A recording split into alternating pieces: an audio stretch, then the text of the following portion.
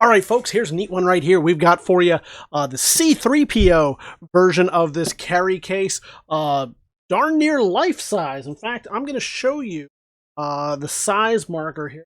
The bigger size, just so you have an idea of it. So what are we looking at here? We're looking at about 18 inches this away, closer to 17 inches or so this away, maybe to the top of the head a little bit more. We got about 15 inches across this way, shoulder to shoulder. So a pretty big size dude right here. I do want to point this out. He does have his electronics, and let's test them. I don't know if you're going to be able to hear it.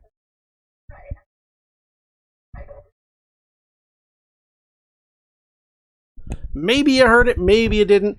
Hard to tell. Let me try one more. You know what? Let me bring it right up to the camera here, or to the microphone.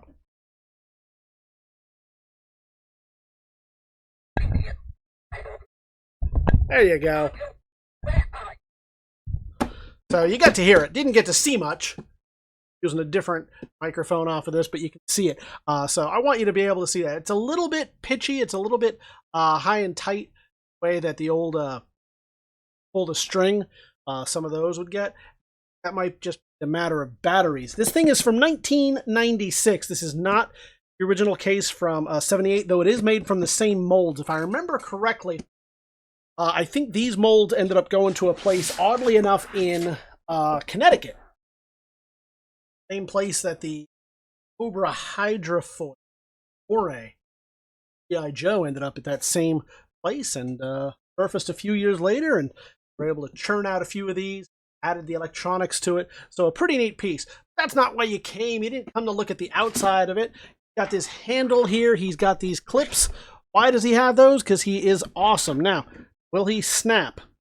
You know what? I'm going to do that at the end. We'll see if he snaps. It'll be a mystery. Sometimes those break off. I want that to be the last thing that happens. All right, so we'll open it up. Put it under the box this way. So you can see it does have that electronics. Amazingly, you just heard it work. Maybe you didn't hear it faintly. It's not as loud as I think it used to be. Probably needs some new batteries, so unscrew that, put some more in. Afraid to open it up. Sometimes you get a little bit of acid in there, but I doubt it, because batteries we see are working. A little bit of schmutz in there, some dirt. Little bath. Are going to do that, of course. Careful on electronics.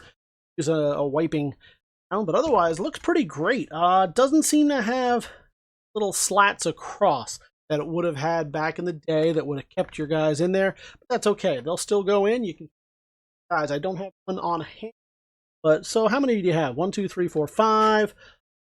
Same over here. So we're looking at about 30 figures. 32, about 30, 35 figures. Some weapons and stuff. I'll let you see this part. Well, nice throwback. Old days. So a fun piece right here. Flip it back over. Let's check out those snaps. Fingers crossed. Let's see what they do. I'm a little scared. Let's do this one. Oh, we got one. You can see, I do want to point out, there is some stress on them.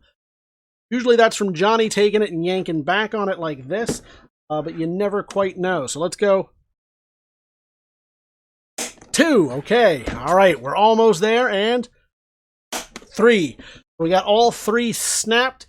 I'm not going to touch it no more. When you get it, you can unsnap it yourself, put all the figures in that you want, and enjoy the heck out of this piece.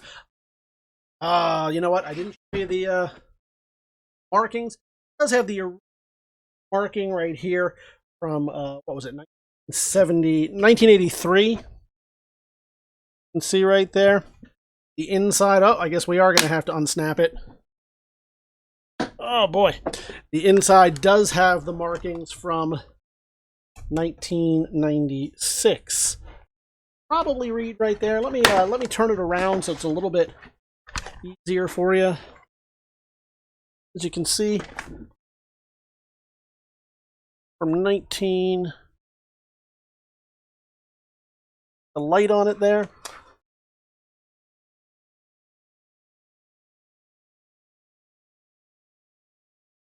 Obviously the reissue Still a great piece. Wonderful bit of nostalgia. Give it history. We'll snap it back up again. Maybe we won't. We'll leave it just pack it safely for you.